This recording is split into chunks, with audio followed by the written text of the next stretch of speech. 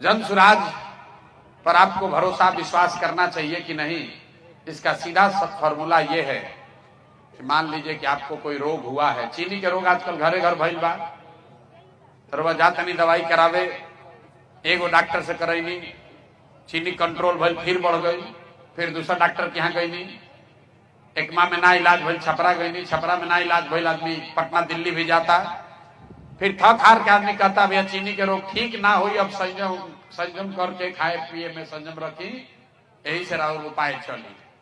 अरुआ सोच रहे बचवा अब तो हमारा चीनी के रोग हो गई, अभी सुधरी ना, चलब तनी दूगो मिठाई कमे खाई, दूगो रोटी कम खाई, चावल ना खाई तो कम से कम उम्र बढ़ जाए। तो बिहार के भी दशा हुए बा, रउआ सब तरह के दवा सब तरह के इलाज करके देख लेनी। आपने कांग्रेस का इलाज कर लिया, आपने लालू जी को देख लिया, आपने नीतीश मोदी को देख लिया, आपका दशा सुधरा नहीं।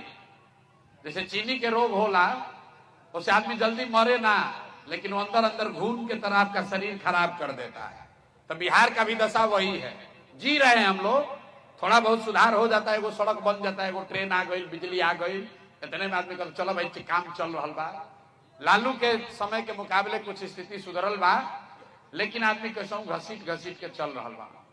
मान लीजिए चीनी के रोग में जियता नहीं, वही में कोई आके लड़का कहल के भैया एगो बंगलोर में डॉक्टर आयल बा, नया दवा आयल बा, अमेरिका से दवा लेके आयल बा, कहता कि दवाई हो तो चीनी के रोग ठीक हो जाए।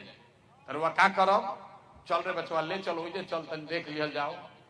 मान लीजिए डॉक्टर क्या पहुंचनी बंगलोर, सुन के आयल बानी कि अमेरिका से ही डॉक्टर दवा लेके आयल बा ऐसन कि चीनी के रोग ठीक हो जाए।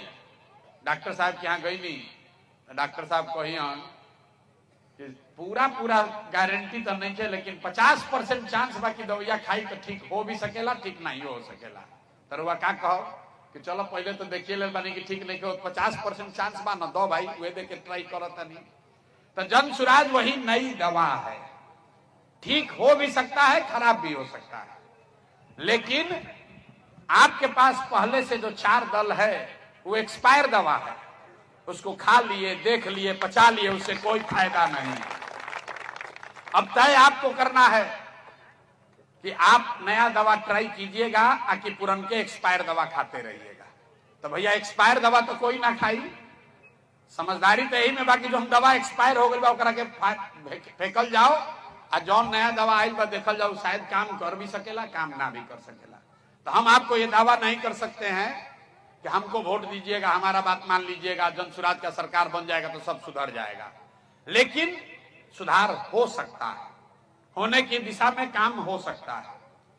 तो इसलिए किसी के बात पर भरोसा करके नहीं, लोकतंत्र में जो चीज बताई गई है कि जिस पर भी आपका भरोसा हो, जिस पर भी आपका विश्वास हो, जिसकी बात अच्छी लगे उसके साथ जुड़िए, उसको वोट दीजिए, उसका सरकार बनाइए, लेकिन ये ध्यान रखिए कि वो वोट, वो भरोसा 5 वर्ष के लिए है, जीवन भर के लिए बंधुआ मजदूरी नहीं है। इसीलिए तो 5 वर्ष पर चुनाव होता है। रवा कभी सोचनिया कि 10 वर्ष पर चुनाव काहे नहीं के हो, सरकार इतना खर्चा करके 5 वर्ष पर चुनाव काहे कराता है? इसलिए कराता है कि जिसको भी आपने वोट दिया, जिस पर भी आपने भरोसा किया, अगर उस वोट का वो कीमत अदा नहीं किया, आपके भरोसे पर खरा नहीं उतरा, तो नागरिक होने के नाते आपका ये जिम्मेवारी है कि जितना मजबूती से उसको वोट देके जिताए हैं उतना ही मजबूती से झाड़ू लेकर उसको बाहर भगाइए, नहीं तो आपका जीवन और आपके बच्चों का जीवन नहीं सुधरेगा।